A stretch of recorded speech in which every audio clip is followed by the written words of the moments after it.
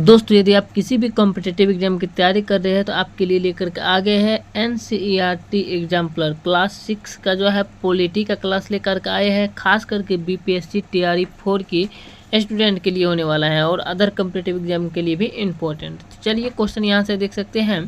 Question number यहाँ पे देख सकते हैं 101, क्योंकि क्वेश्चन नंबर 100 तक के जो हम लोग कवर कर चुके हैं इससे पीछे के वीडियो में जो है, और उससे आगे के क्वेश्चन को कवर करने वाले हैं। चैप्टर वाइज आपको बता रहे हैं और इस चैप्टर का नाम है हमारी सरकार पॉलिटी का जो है। क्वेश्चन कहा जा रहा है केंद्र सरकार के अधीन सीधे नियंत्रण वाले प्रदेशों को क्या कहा जाता है। तो केंद्र सरकार के अधीन सीधे नियंत्रण वाले प्रदेशों को जो है केंद्र शासित प्रदेश कहा जाता है। केंद्र शासित प्रदेश जो है उसको कहा जाता है, और केंद्र शासित प्रदेश जो है ये अभी वर्तमान में 8 है केंद्र शासित प्रदेश की संख्या भारत में जो है।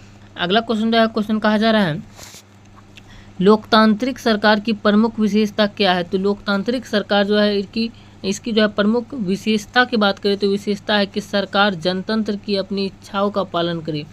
सरकार जो है ये जनतंत्र की अपनी इच्छाओं की जो है पालन करती है। ये लोकतंत्र सरकार की प्रमुख विशेषता है। अगला क्वेश्चन जो है, क्वेश्चन कहा जा रहा है केंद्र सरकार का शासन निम्नलिखित में से किस पर नहीं होता है। तो केंद्र सरकार जो है इसका शासन जो है ये स्थानीय सरकार पर जो है नहीं होता है। केंद्र सरकार का शासन स्थानीय सरकार पर नहीं होता है। और प्रयोग के आधार पर सबसे पहले पंचायती राज जो है ये आंध्र प्रदेश बना। अगला क्वेश्चन की बात करें तो क्वेश्चन कहा जा रहा है निम्नलिखित में कौन सा निर्णय जो है निम्नलिखित में से कौन सा निर्णय केंद्र सरकार द्वारा नहीं लिया जा सकता है। तो केंद्र सरकार के द्वारा निर्णय की बात करें तो राज्य में यदि जो है नई रेल सेवाओं का निर्णय लिया जाता है तो ये जो है केंद्र सरकार के द्वारा ये नहीं लिया जा सकता है, क्योंकि ये जो है राज्य सूची में आता है तो ये राज्य सरकार के द्वारा लिया जाता है। और राष्ट्रीय मतदाता दिवस या पर्यटन दिवस जो है ये 25 जनवरी को मनाया जाता है। राष्ट्रीय मतदाता दिवस या पर्यटन दिवस 25 जनवरी को मनाया जाता है। अगला क्वेश्चन की बात करते हैं। क्वेश्चन कहा जा रहा है वोट देने के दिन मतदाताओं की प्रमुख जिम्मेदारी क्या होती है। तो वोट देने के दिन जो है मतदाता जो होते हैं वोटरधारी, उसका प्रमुख जिम्मेदारी ये होते हैं कि वो जो है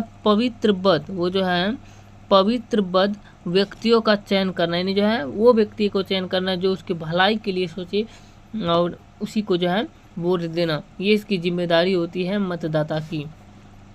अगला क्वेश्चन की बात करें तो क्वेश्चन नंबर 106 में कहा जा रहा है लोकतंत्र में जनता की किस परिपक्वता पर सरकार निर्भर करती है। तो लोकतंत्र में जनता की जो है उनकी आर्थिक स्थिति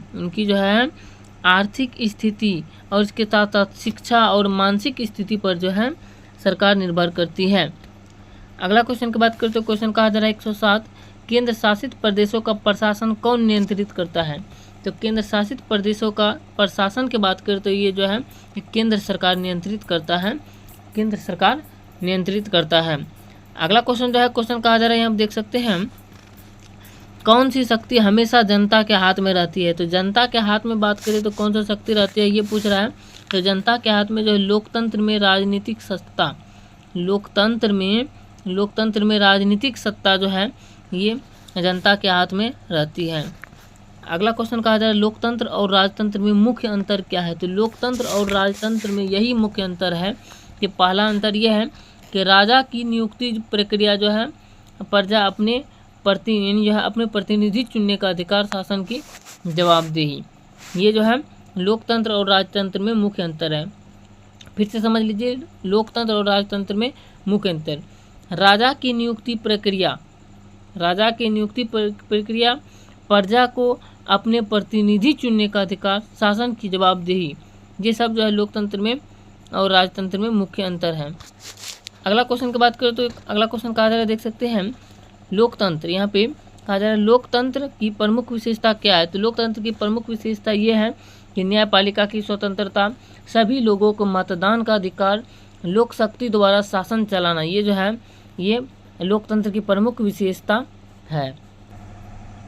अगला क्वेश्चन जो है क्वेश्चन नंबर 111 में कहा जा रहा है महात्मा गांधी ने 1931 में किस पत्रिका में लोकमत के बारे में अपने विचार व्यक्त किए थे। ये जो है ये किए थे यंग इंडिया पत्रिका में।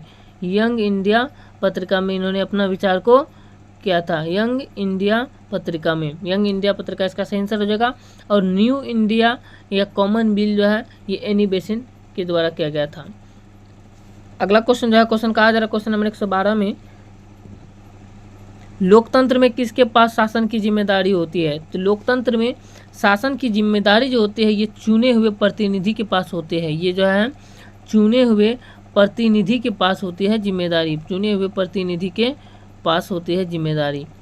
अगला क्वेश्चन की बात करते, अगला क्वेश्चन कहा जा रहा है, गांधी जी के अनुसार किस व्यक्ति को वोट का अधिकार नहीं होना चाहिए? तो गांधी जी के अनुसार जो है वोट का अधिकार जो है ये जो ईमानदारी से काम नहीं करता उसको नहीं होना चाहिए। जो ईमानदारी से काम नहीं करता है उसको वोट देने का अधिकार नहीं है, उसको जो है वोट नहीं देना चाहिए, गांधी जी के अनुसार कहता है। अगला क्वेश्चन कहता है, लोकतांत्रिक देशों में महिलाओं के मताधिकार का महत्व क्यों है? तो लोकतांत्रिक देशों में जो है महिलाओं के मताधिकार का महत्व इसलिए है क्योंकि समानता की स्थापना हेतु, जनता की संपूर्ण भागीदारी के लिए, महिला सशक्तिकरण के लिए, ये सब के लिए जो है महिलाओं के मताधिकार का महत्व जरूरी होता है लोकतांत्रिक देशों में जो है, क्योंकि पहला समानता की स्थापना हेतु, दूसरा जनता की संपूर्ण भागीदारी के लिए, तीसरा महिला सशक्तिकरण के लिए जो है।